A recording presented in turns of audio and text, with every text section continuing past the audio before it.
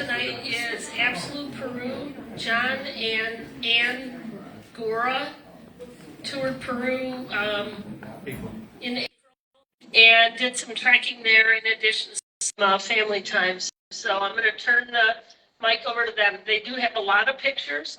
So we're going to ask that you hold your questions till the end so they can get through their presentation. All right, thank you. Any chance you guys could move that way a little bit, because on the live stream we can't see you too. That's okay. Okay, you want me to just show it with the screen then? Okay, trying it. Thanks, Carol. I'm Ann Riley Gawura, and this is my husband, John Gawura. And people know me as a consummate planner, but you're going to find here that I didn't really do as much planning on this trip. I was a little bit lazy on it.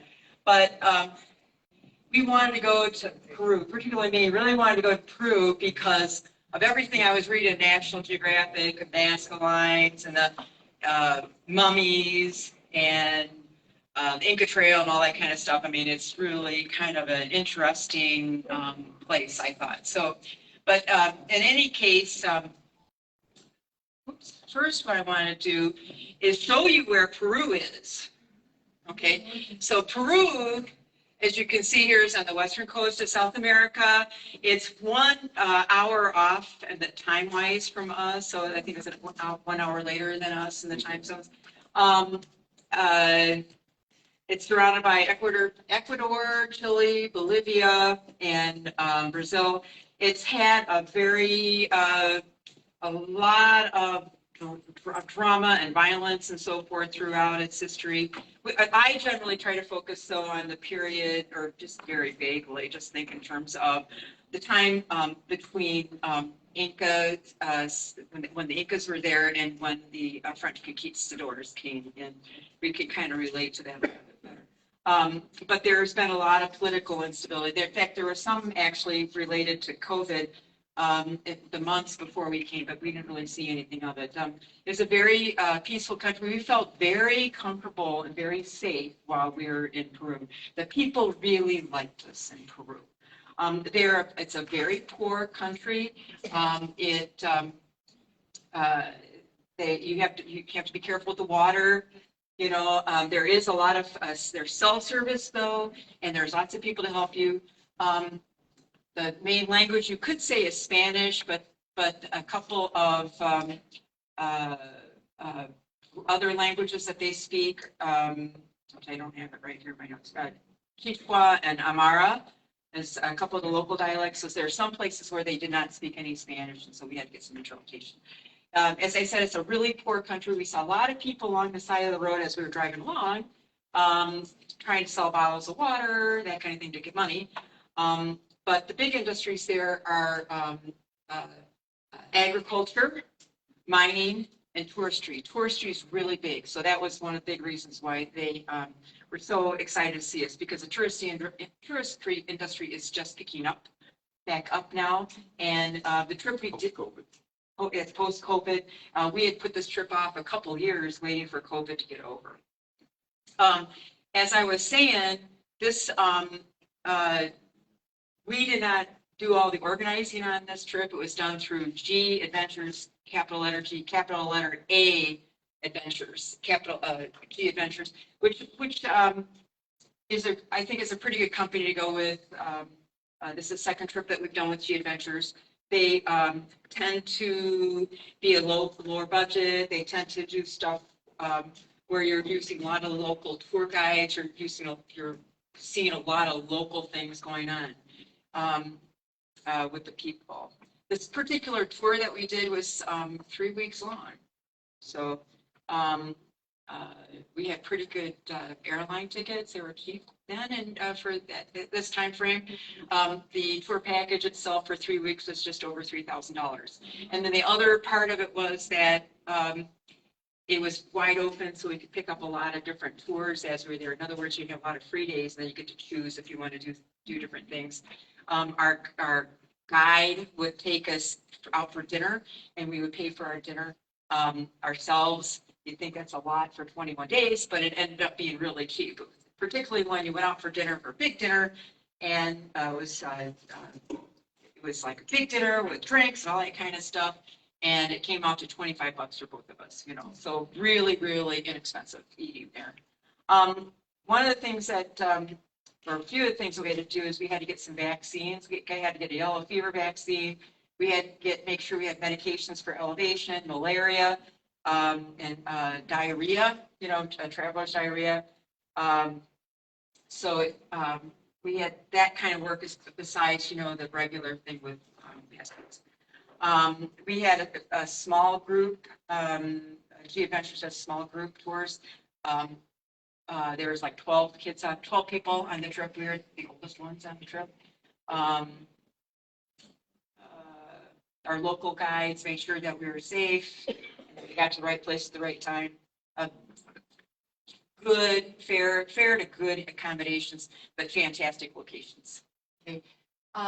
You can see here, this is our itinerary that we went on, or that we took. We spent time in Lima and Cusco. Cusco, they call the belly button of the world. That's what they would say there. But you won't see too many pictures of Lima and Cusco. We had to do a lot of filtering out for our pictures. We had 300 some odd pictures, and we got it down to 100. So, but in any case, on our tour, we saw coastline, we saw deserts, we saw Lake Titicaca, and the Amazon jungle. So it was really something. Okay, so a few pictures though of Lima. You can see here, oops, sorry. Lima, you can see it's like this is great big cliff. And Lima, even though it's on the west coast and it's on the ocean and stuff, it's really dry. If you take a really close look at it, sorry, this is not a great picture. It's netted. The cliffs are netted because it's very soft and erosive and so forth. And it was netted, and there's a lot of greenery on it because it's so dry. But it's just a typical city environment. A lot of things going on. We had a lot of street life. We went to churches and things, you know, churches. We said we went to a church that was built in 1643. This is us right outside, right when we got to the, there we had to go and take a break because you're so excited. So we went out and had some coffee or something right there along the shore, up high. Lima, San Francisco Church. Inside of there, very quickly, they had catacombs there inside the church. I had lots of pictures of it, but these big berms or whatever, they were filled with bones, and a lot of the bones had been siphoned off for people to use medicinally and so forth. So everything was enclosed. You couldn't get down there, but a heck of a lot of bones. And these are bones from, like, say, the Spanish conquering to whenever they stopped burying people that way. So, John, talk about next part. Before I get started, I have to acknowledge two people that came here. That they're here from. They just flew in from Portland, Oregon, to see this presentation. This is my sister Laura and her husband Chris, and this is their first solar meeting. Actually, they've been here for a few days. They didn't just fly in today. Show of hands. How many people have actually been to Peru? 1. 2. Did you go to Machu Picchu? Yes, twice. Different tracks. Okay. Well, you're excused. When I travel, and I say this to a lot of people, I keep a journal because I can never remember some of the places that I go to.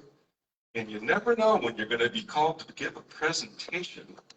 And some of these photos is like, what is this place? Well, the journal helps you remember some of the places you go to. So just a bit. Okay, so we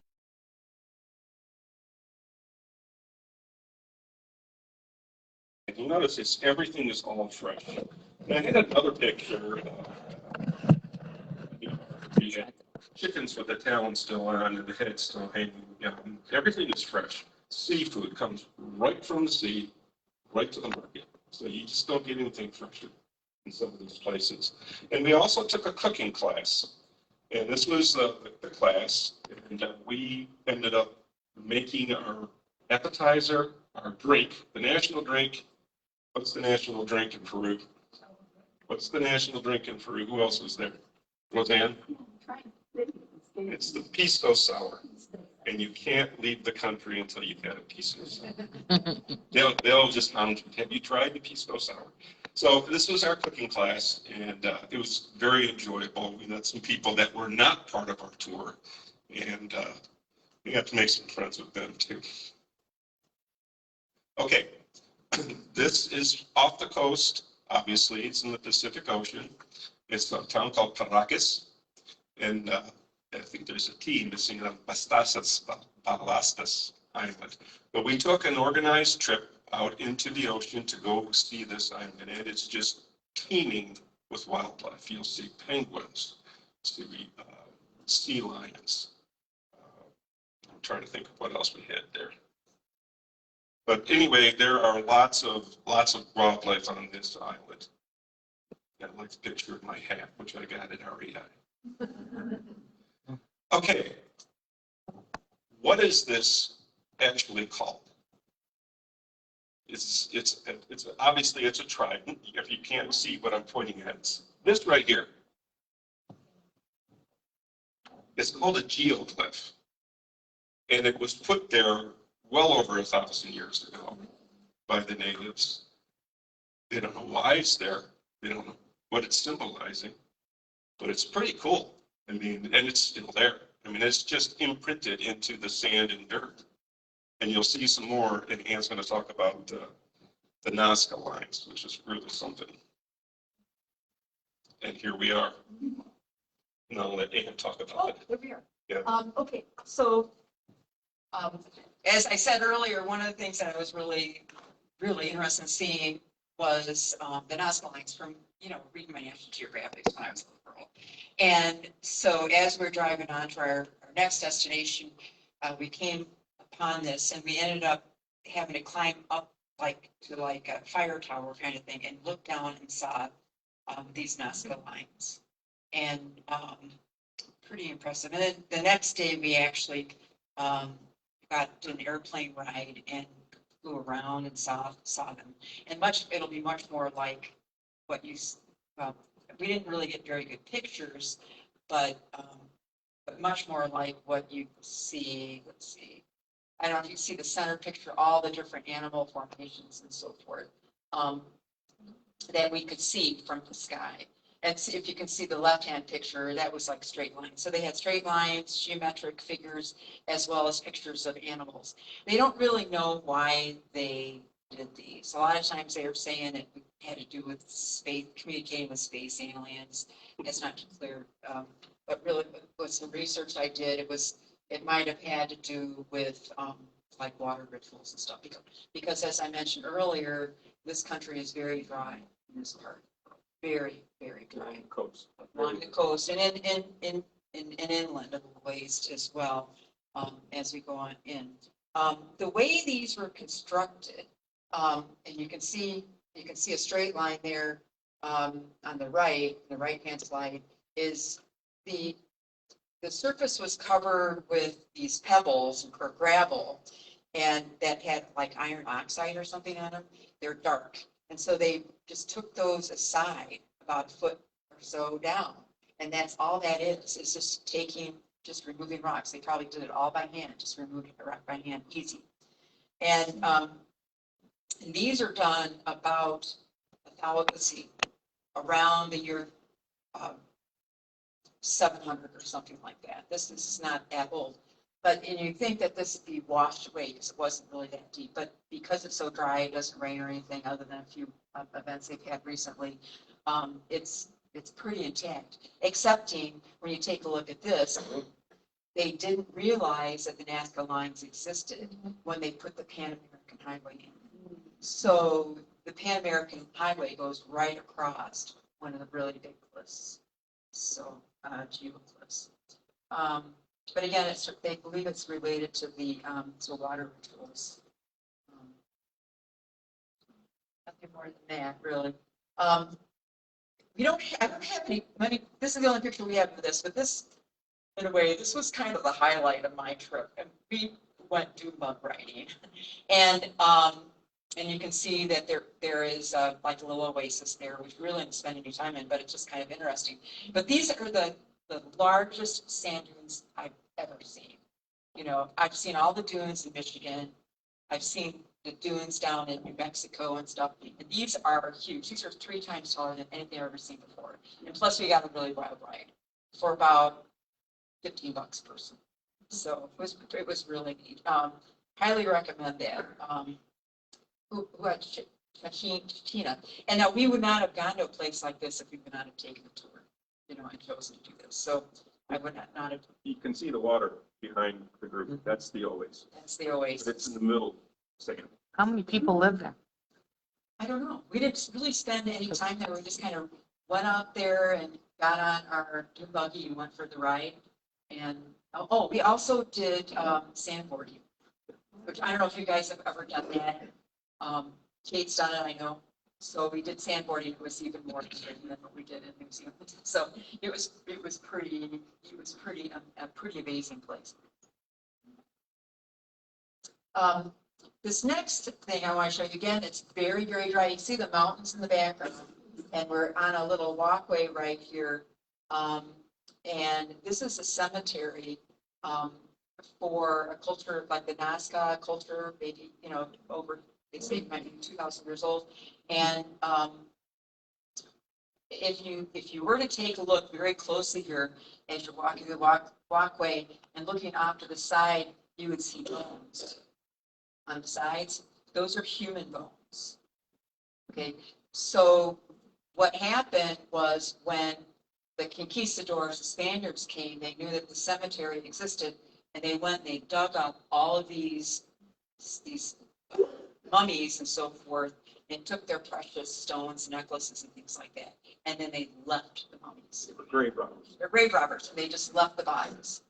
So here we are, we're walking toward one of the graves. And again, it's really a high desolate place.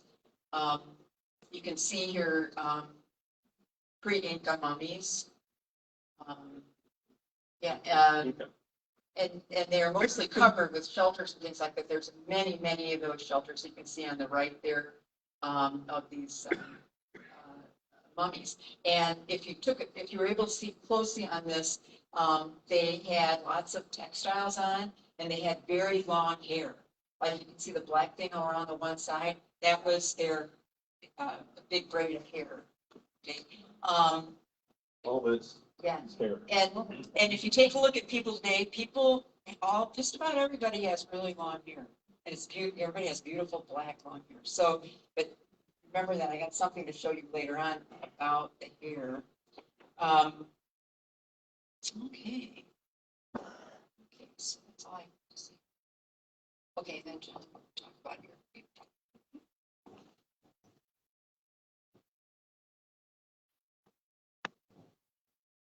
Okay, so as we traveled from that ancient burial site, we come into the town of Arequipa, and on the left-hand side, you can see we are getting into the mountains. And it's at this point we started taking altitude sickness pills. Because when you get above 10,000 feet, it's going to start affecting you. And in fact, prior to this, we started drinking coca leaf tea. Coca leaf was what's extracted from coca leaves. Okay. And that helps, it improves the flow of blood, and you really need that when you're up at the thinner air. Gets more oxygen into your system, into your brain, and helps you stay level-headed. So yeah, this is the town of Arequipa. It's in a very old town. It's kind of the central to make your way from the coast on up into the mountains. Vicuñas. That's these animals right here. And if you look at the Peruvian flag or the seal, the vicuña is the national animal of Peru. So it's protected, but someone was asking, do they make textiles from this animal? Very, very little. It's very expensive. So yes, they do. But we had to have a picture, and then you can see the mountain in the background. Along the road, This was just a stop where they pull the bus over and say, if anyone wants to get up close and personal with llamas and alpacas, here was our chance. And I'll mention, because someone asked about some of the food, they do serve alpaca on the menus in restaurants. And I have to say, it's rather tasty. The When in Rome. You've got to try things. You think this is bad?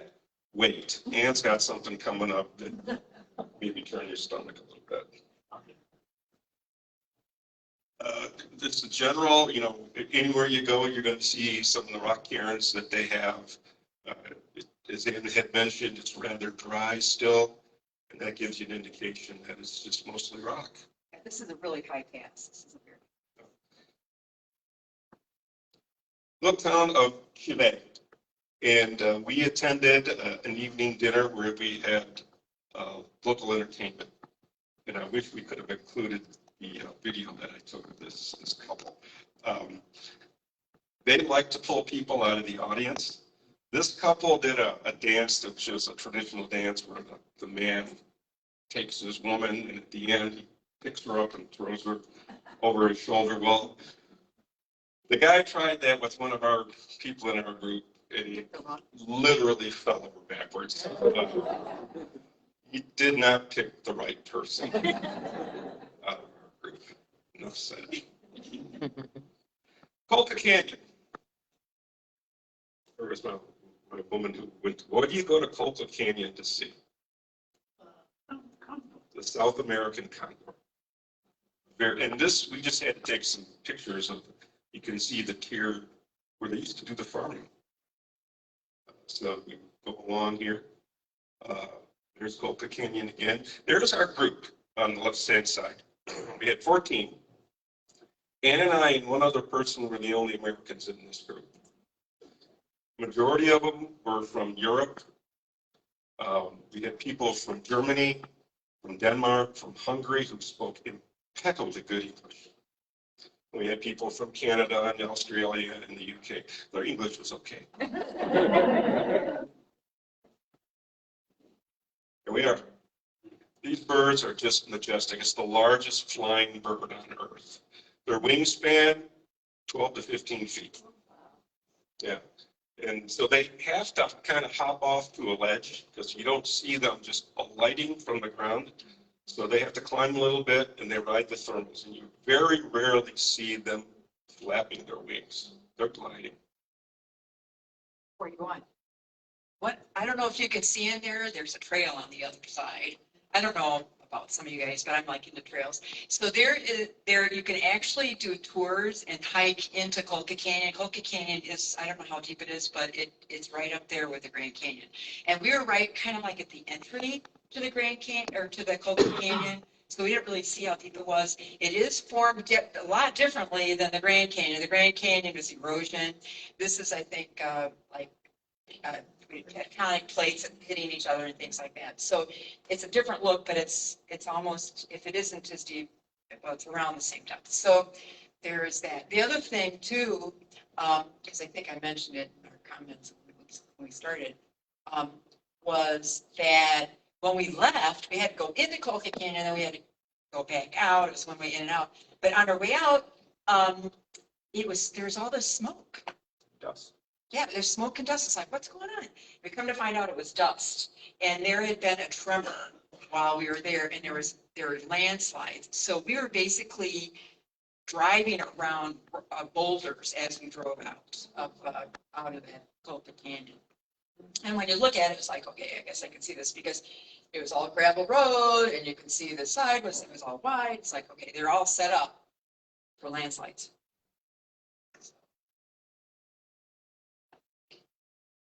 Okay, so here we made our way to Puno. Puno is on the shore of Lake Titicaca, which is like the largest freshwater lake in the world.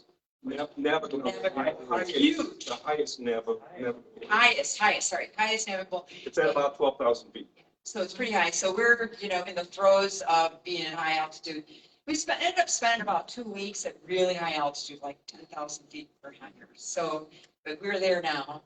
and the medication was working. But we had stayed at our hotel, Puno, and then the next morning we got up to go to our next destination. We were going to be in a boat, and they surprised us. Our tour guide surprised us and put us on these carts with bicyclists, and we had a bike race going through Puno. So that was a thrill. And then we got on the boat and we went for a couple of hours at least, maybe more, and we made it to this little floating island. And they build these islands out of reeds. These islands last for maybe 30 or 40 years. People live there, families live there. It was really neat and very pretty. So you can see on the right-hand panel, they were selling things, because they need to make some money. So those are pillow covers that they have to be selling. In the background on that picture on the right up there, there is a panel, and that's a solar panel. And what had happened was there was no electricity on these floating islands, and the kids are going to school. There's actually a floating island over there that has a school on it. And so every day the kids get on a boat and they go to school. And the children were studying at night with candlelight, and it caught fire and 2 children perished. So the president at the time was Fujimura, who you guys may be remembering from old news. He's in prison presently. He said, okay, we're going to not do this anymore. And so they had these solar panels installed. So all the little houses had single light bulbs and so forth, so that these kids could do their studies.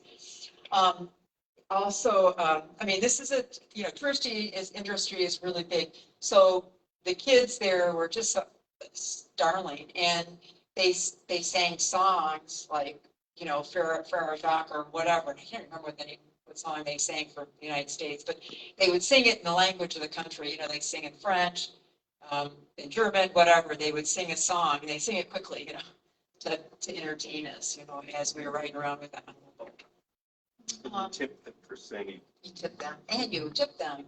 That's okay, you tip them, you give them a couple soles, that's 50 cents. So sole is a currency. I don't think we mentioned it. That's the currency of the national currency, and about 4 soles equals about $1. So then we continued on from there. That was an awesome place, and we went to another island, Tequila Island, and you can see how rich their costumes and so forth are. Here it says they knit. The men knit. There's a lot of textile arts that go on with the with the alpaca and the llama and the sheep and all that kind of stuff. You see that all over the place. But they also braid, and what that is, that's the hair of, say, the man's wife. And so they braid and they make hair belts. And so when they get married, the man wears the woman's hair around his waist so he doesn't get away. So anyway, then we left there and went to a village. Okay. This is kind of spelled a little bit different here, but you would pronounce this Chiquito. And this is actually not on an island, this is on shore. And Key Adventures had arranged for us to spend a couple of days with these people, they're Amayas. And they were greeting us as we got off our boat. We had a nice little friendly soccer match with the kids at their school. It is just absolutely amazing at this altitude. Lake Titicaca is about 12,500 feet. So when you start running, it takes all of a minute or 2, and you are completely winded. We just couldn't breathe. I picked up a pretty bad cough while we were there, just from that little foray of playing some soccer. Okay, this was our family that we spent a couple days with. Just very interesting. They spoke Spanish and they spoke Aymara, and but they knew some English. And Ann knew some Spanish, enough to make some conversation. But we the whole purpose is that you get to spend some time with them and learn how they live. As you can see, we spent some time out in the fields and is shucking some corn down there in the lower left, and I'm helping carry potatoes. And they eat a lot of vegetables and potatoes, not much meat. In fact, I was rather surprised. They had a couple of dogs that stayed on the farm with them. They were feeding the dogs chicken. But we were eating vegetables. That's just the way they live. This was very, very interesting. This is how you really get a feel for the country and the people if you spend time with them and learn some of their customs and some of their sayings. And so a typical meal would be like a soup, you know, that we have quinoa is really big. So it'd be quinoa, potatoes, and root vegetables. And then you'd have your main dish, which would be potatoes and quinoa and root vegetables. And very healthy eating, you know, but we were really, you know, well fed. And I don't even think we had eggs for breakfast with them. I think it was, we probably had a soup and vegetable thing. So, but yeah, that was great. And, you know, we had the corn and potatoes and the quinoa, and they probably had beans and so forth. So very basic kind of vegetables. If you take a look at how they farm, it isn't in big fields like we do. It's like all these haphazard sections. And you'll see, like you saw the tiers and so forth, very haphazard, very mixed up. They don't use any insecticide, and maybe because everything is so mixed up and so small. So it's very clean living there. Okay. Moving on. I hate to move this too fast, but how are we doing on time? You're good. Okay. All right. Once we left Puno and got out of Lake Titicaca, we started heading to where the mountains are really tall, and this happens to be the highest point of our trip in all of Peru. Rainbow Mountain is at, I thought it was 16 even. It's high. Now, 17,000. but where we started this hike, I think was probably at 14.5 or 15. I mean, the delta difference between where we started and where we ended up is not as great. And I think I have a note here that says this is 16,500 feet. Right there. And in the background up here, you'll see Rainbow Mountain. We have a better picture, but yeah, this was a strenuous hike, but it's not as strenuous as the Larry's Trek. We'll talk about that in a moment. Okay, we're getting there. All right, this is Ann with, and anywhere you go, there's going to be people that are going to try to sell you something. Okay, come take a picture next to an alpaca or a llama, and we'll play some music for you. And you know, they're just, that's how a lot of them subsist, by flying the tourists. In the center photo is a good picture as well as the right. They call it Rainbow Mountain for a reason. It's the stratification of the minerals in the rock. And it's actually, these photos don't do any justice to what you're actually looking at these. So it's wonderful. It was a great hike. Took us all day because we had to take a 4-hour bus ride to get there. You walk for a couple hours or so, and then it's 4 hours back. So it was a full day. Okay. Good to meet. So then we're on our way to the Women's Weaving Co-op, which is it's a co-op that works in conjunction with the tour company that we're with.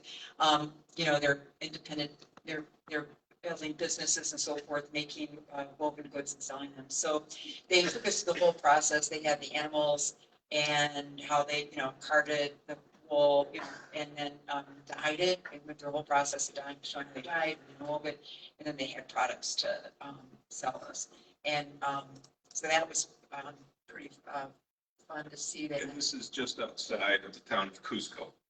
So they took us outside the city to see the women's weaving.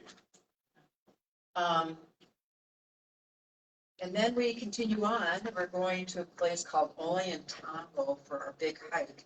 But on our way, we stopped at somebody's house, and you can just barely see there's a stick with a red rag on top. that's a signal that says they had chicha, which is fermented corn. It's a red fermented corn beverage. So we pulled over and we went into somebody's house and had chicha. No, grandma was in the corner, with her chicha, making chicha. It's slightly alcoholic, but it was very satisfying. Here's John. Look, I don't know what he's doing exactly, but there's like 3 different kinds of potatoes there in front of him that they had set out. And then, this got turned, but right there on the left is guinea pigs. This is considered a delicacy. Big time. This is something you eat daily. It's birthday parties and anniversaries. It's, Christmas or whatever. you can see they smoke it on wooden skewers. And then they raise them in their kitchen. So the kitchen where we're drinking the chicha, there's some guinea pigs in there and little huts and stuff. So. And it doesn't taste like chicken. I didn't taste it. My stomach was a little bit upset about some other things, but I didn't taste what apparently was really good. But, and I did grow up with guinea pigs, so I was okay with this. But anyway, on our way to Ollantaytambo, and then here we are, we're just coming into Ollantaytambo. There's some, you can see ruins up in the background, and they're granaries. And then you can see here, the terraced fields right here on the top. And you saw terraced fields like this all over the place. John in a minute is going to talk to you about our what we ended up doing for our big hike. But I wanted to share this slide with you. We did not do the Inca Trail. Most people that are here that go to Peru do the Inca Trail. And I decided we weren't going to do the Inca Trail. I was feeling a little bit lazy for one thing. Just not feeling, I'm feeling older and stuff. But it's like, okay, it's 3 days. I can spend more time in Cusco versus 4 days on the Inca Trail. There are a lot less people on the Larry's Trek versus the Inca Trail. In other words, at 500 permits a day, that includes all the guides and stuff. For the Inca Trail, the Larry's Trek is a lot less. Okay. Another really, really big thing for me was, and I just kind of realized it because it was like when I was looking at the Inca Trail, they have porters, they have people carrying your gear. On the Larry's Trek, it's all carried by horse or mules and stuff like that. It's like, why is that? Well, they don't have steps on the Larry's Trek, and I hate steps. So that's another big reason why I really like I wanted to do Larry's Trek. And the last thing was that we were going through villages. Lots of villages, local villagers, so village children and stuff like that. So, and that was kind of our thing. But if you take a look here, I think it might show up. It's on the right, and it's kind of a bluish line. You can see the Larry's Trek coming from the right, going to the left. I don't know. This is the Larry's Trek. That's the Larry's Trek right there. And so we'll do the Larry's Trek over 3 days. We'll get on a train and take the train along the river. But we can also maybe see the Inca Trail off to the one side. That's in red. And then we make it into Agua Calientes, and then we take a bus, which is really awesome, to take us up to Machu Picchu. Okay? And the way it's timed is when we get off the bus, the other part of our party, because most people in our party did the Inca Trail, we meet them.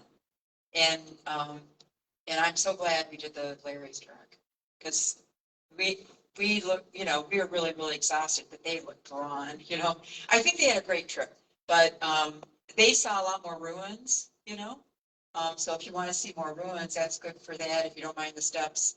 So there's pluses and minuses to both of them. There's also another trail on there that they don't talk too much about. Sarah, I can't read it right off, but there's another trail. It's right off here in the on the left-hand side that goes up. That's 3 or 4 days too. And you can see the elevations on the altitude. We actually go to a higher elevation than they do on the Inca Trail. Okay, it's a shorter trip, but we go up higher. So We actually went up to, you can see 15,800. We were only to be out there for 15 minutes and we had to start coming down. So, That's all I have to say on this slide, John. I'd like to say. Say a little. What, and I was looking at a couple of things. The Larry's track is this green line, and our first day got us to about there. Okay. The next day, for 5 hours, you're ascending about 3,000 feet or more. But the good thing is it's all downhill after that. Here's the Inca Trail. You're going to go up, up, up, up, up, then down, then up again, then down, then up again. And a lot of that, like Ann said, is steps. And if you've ever tried walking down steps for a great length of distance, it just wears on the knees. It's really hard. We had troubles coming down on the Larry's trek, but we enjoyed it. You can see the pictures right now. Okay, we're ascending, pointing to the sun god. I am. We took our time. You just don't want to just get this over with. We were slow to begin with because we were the oldest people on our group, but we took our time getting to the high point. These are some children along the way, which you will not see. You won't see villagers. You won't see people on the Inca Trail. You'll see a lot of other people hiking it because Ann said 500 people a day get onto the Inca Trail. We never saw anyone else on the Larry's trek, so it's kind of nice. And there's our group. And as I said, this is the start of the second day, and it's all uphill. There's really not much of a trail. You can see there's lots of rocks, but you will see there's a kind of a worn path in the grass, in the brush. Another photo of some children. And I'll point out, if you'll notice, a lot of them have little mini loaves of bread. We gave those to them. Because they say, before you do this, the kids are going to come out and they'll be nice, but they'll be quiet because none of them speak English. But it's nice you get on their good side, and we gave them loaves of bread. And they're going to run right home, and this will be part of their meal for the family. But that's, you see how they dress and what the children on the Larry's trek look like. And yeah, the thing is that, they're eating potatoes and quinoa and rice and stuff like that. So bread is sweet. So it's like candy. It's a sweet treat. Okay, these are our accommodations on the trail. The good news is we didn't have to carry any tents, sleeping bags, bedrolls. That was all taken care of by the guides. We basically had a day pack on with change of clothes and water and some snacks. But they fed us really well. I have to say that the cooks they had as part of the guides did a wonderful job for us.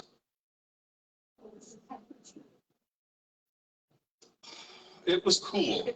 It's because you're so high up that I would say 40s to 50s.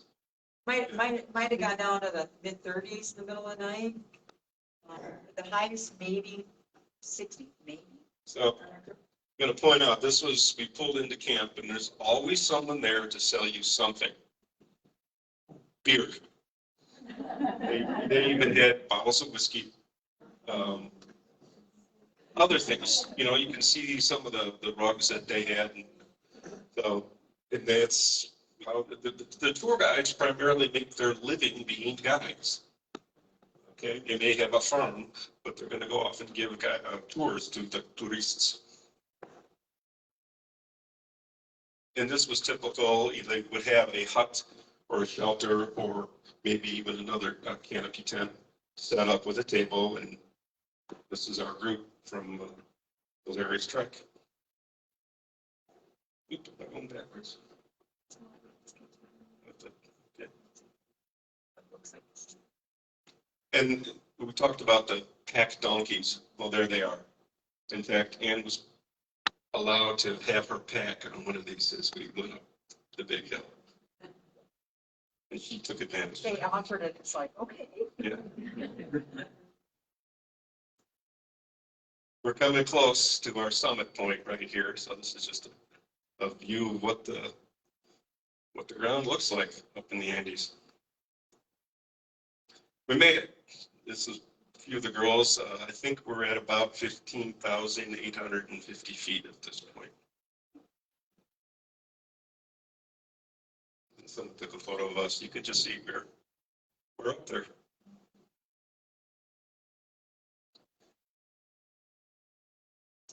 Sacred Valley in the distance. Sacred Valley in the distance.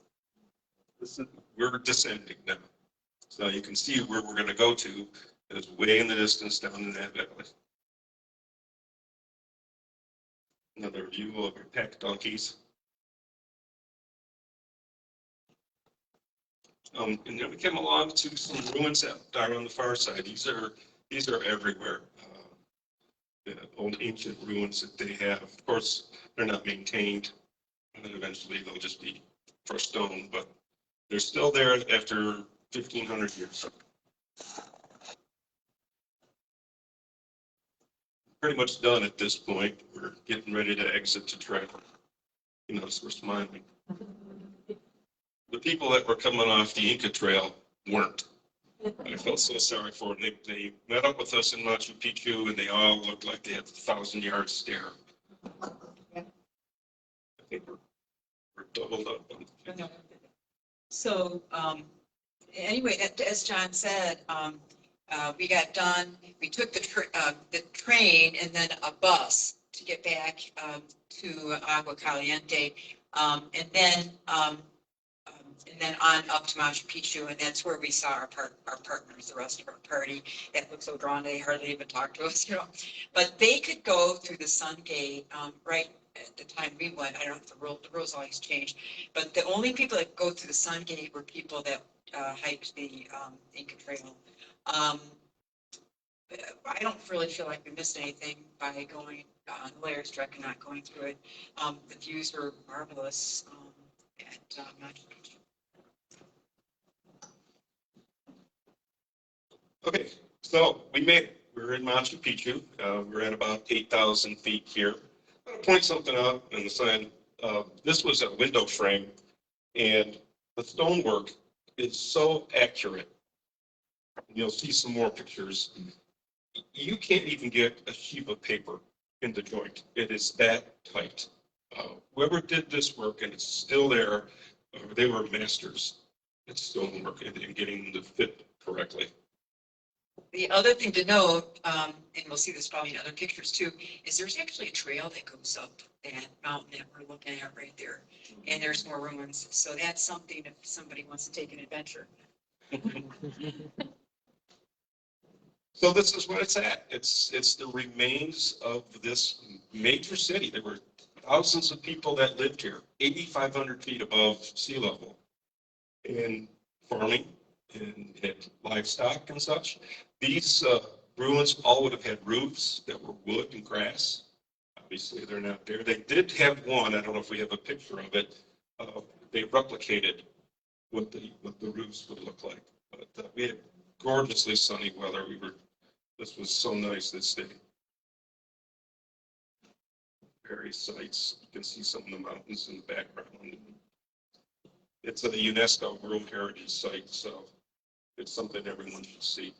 It'll give you an indication of, again, the tiered land for farming.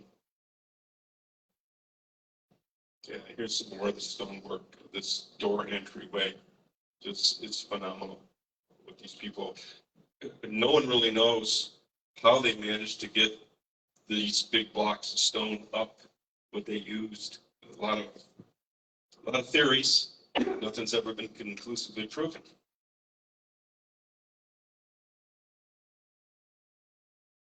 I know that stories about all these photos, but I don't want to take up all the time. And then you got This is a single rock that they altered this rock, and the only thing they can determine is that it has something with like the calendar.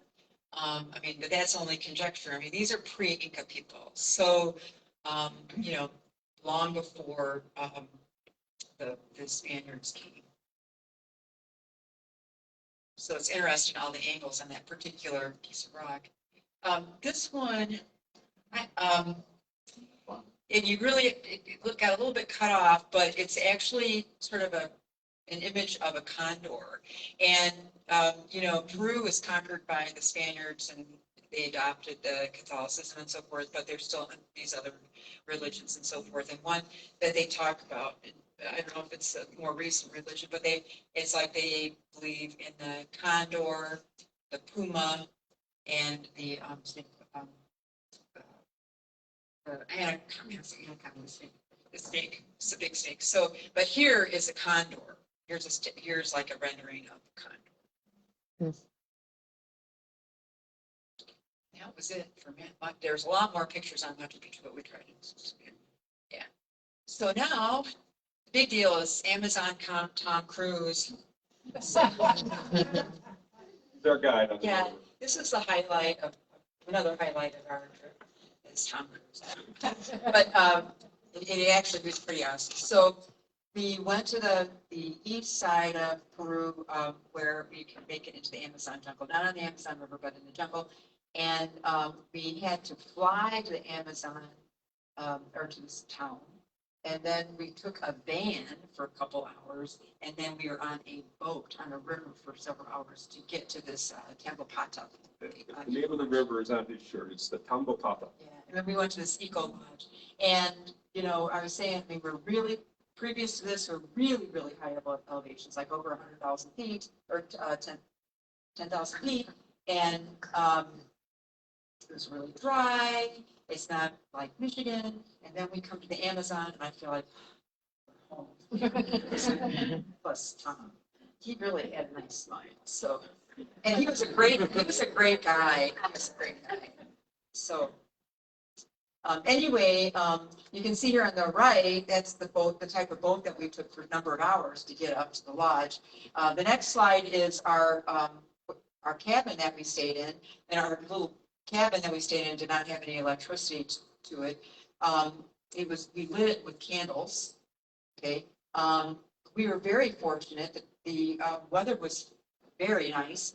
It was maybe partially cloudy. It was cool. There was no bugs. So it was really nice weather for us. Nonetheless, a screened-in room. They had the mosquito netting, which we didn't really need to use. There's no glass panes. It's No all glass, screen. it's all screens. And then we did have hot water and flush toilets. The hot water is heated with solar panels. So, and then on the right was our mess house, mess lodge, or whatever you want to call it. So we went there for dining lodge, and we went in there. We had fantastic meals. They fed us very nicely. So, this is a caiman, which usually it's a white caiman. Usually we look for ones that are really huge. We didn't luck out on them. We ended up having fine. I think this guy was maybe a foot and a half or two, if he was. So, but there's caiman along the That might be an exaggeration. You see the leaves are in there for scale. scale. So this is maybe. Maybe. So, but there were some caiman. But really, what it was the that we saw a lot of was the capybaras, which I think is the largest. Largest rodent on earth. Yep. Yep. And there's a lot of them. And usually they're right there along the shore. Jaguar's favorite food. Yeah. Right there. So it's like, okay, they had to be right there along the shore, so the jaguars would get them, or the the caimans would get them. Crocodile, or the piranhas. So, but yeah. So anyway, saw a lot of capybaras. And then these are like they call them Amazon walking trees. So you can see the roots coming down. The roots would more roots would come down, and the tree would kind of like move in a way, but you couldn't tell, And then other bizarre, that's bizarre bark of a tree. This doesn't look that interesting to us, but it is really interesting because if you look at it, there's no rings on this. There's no rings on their trees. Like we have rings. Right? It's always a growing season. It's always growing. Oh, that's true. Some other bizarre, like their little balls, there's probably seed pods hanging off the trees. Here, we have a picture of us, this really, really, really tall tree. And it had like veiny kind of root systems coming out. And our guide, Tom Cruise, he would bang on it, it would vibrate, you could hear it, like that. And that was sort of a way of communicating. The other thing that's, I think we got a few minutes on this, is that in Peru, they did a lot of medicinal stuff. You know, like we talked about the coca leaves, you know, which you make tea out of, and it very mildly medicinal. I didn't feel much from it, you know, but it's supposed to give you a little bit of energy. They had an oil that you could, that had eucalyptus and other different odors in it, and whatever essences of, and then you smell it, it open your sinuses, very mild. Tom would talk about stuff that his father would find for him out in the woods when he would get a cut, that you put it on and it would heal it. You know, it would seal it, and then you put something else on it and it would heal it. So and that's just typical. They just do, that was just a typical thing. You didn't think too much of it. This is just the way people live with the local remedies out of the jungle. Here's Tom irritating the tarantula. So he when he had found a stick and he would stick it down the hole and he would pull the tarantula out. They're very shy. They're very, very shy. They can feel vibrations and stuff like that. So I think that concludes our presentation. We did cut a lot of slides. Yeah, this is maybe a quarter of all the pictures we took. It was something trying to go through and cut and slash and burn and Yeah, still to do this. Yeah. provide you a good viewing of what we saw in Peru. So questions? You got a kid? All right, go ahead, Deb. Okay, so one thing about traveling somewhere else that I've heard about is you don't know the bugs. Like in the dry area, was there anything? I mean, like. Can you repeat the question? Beth was asking, were there any bugs that we had to be worried about on our trip?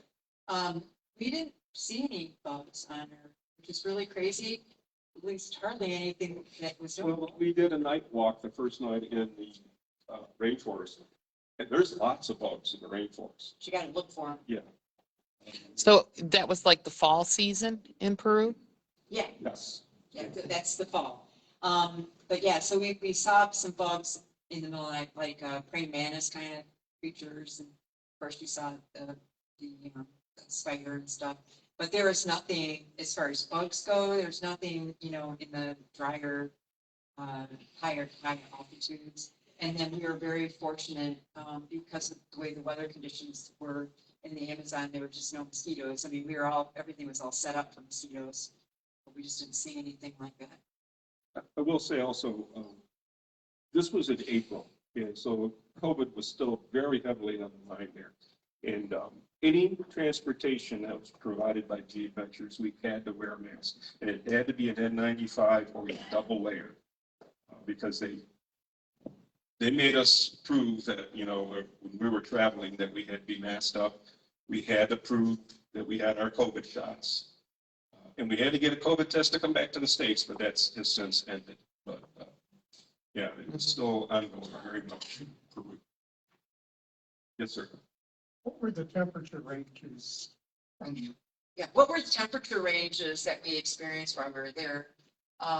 Everything was kind of in Celsius, but I would guess, I mean, the range of temperatures during the whole time we were there, maybe mid-30s to the mid-60s, something like that. And mentioned it, the temperatures we had in the rainforest were unseasonable. We had a front that came in from Patagonia. Otherwise, it would have been sweltering, and very humid.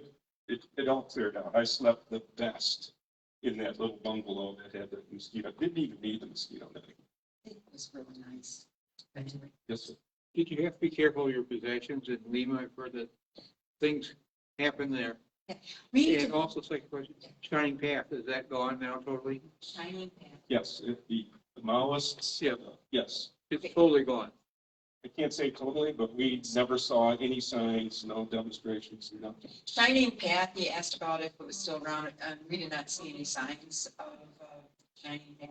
Or any type of revolutionary. Right. There had been something that went on like a week or so before, and it was protests having to do with, poverty and recovering from getting people coming out of COVID. And that was really good. But we felt very, very safe. The other question I think was how safe did you feel in Lima? I think it was. I've heard that petty theft occurs fairly frequently there. We did not, and we did not encounter anything like that. And to the point where our guys did not warn us of any of that. Okay. Now, when we had gone to Spain in the fall, we were warned a lot about that in the larger cities, but none of that in any of.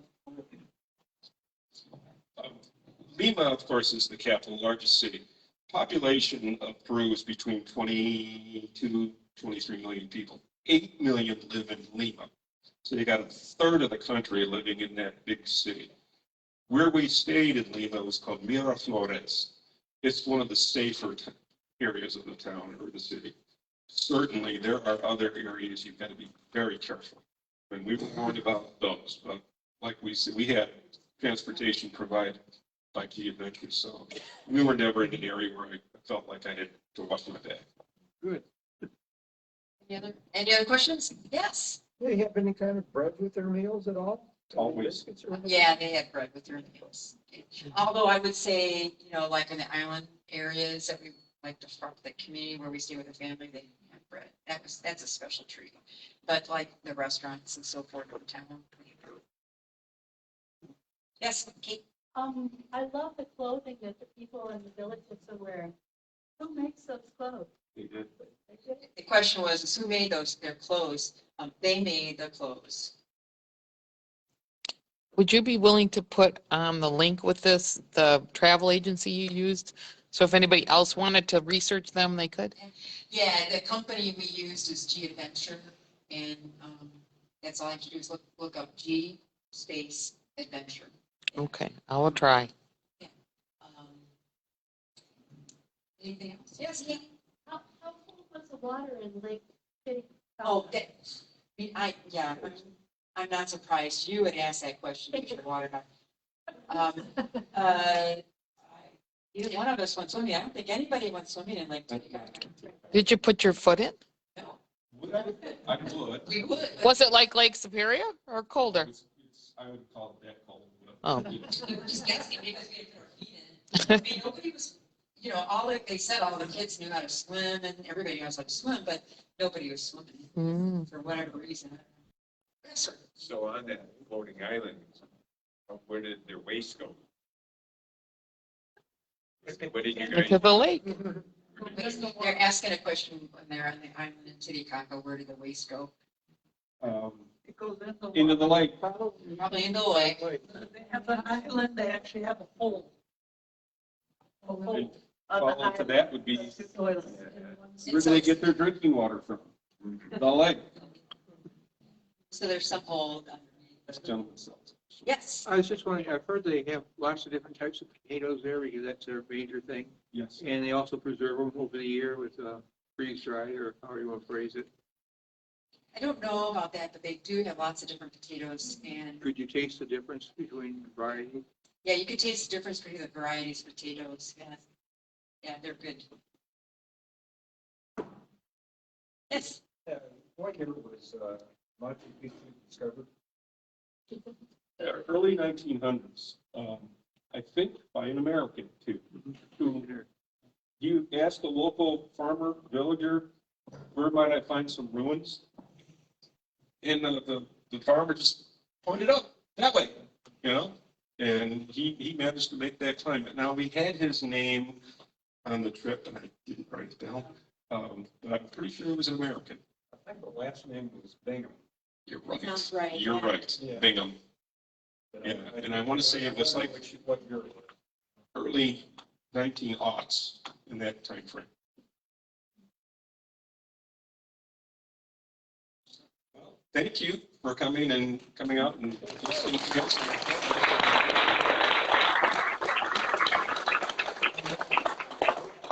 Mike, stage is yours.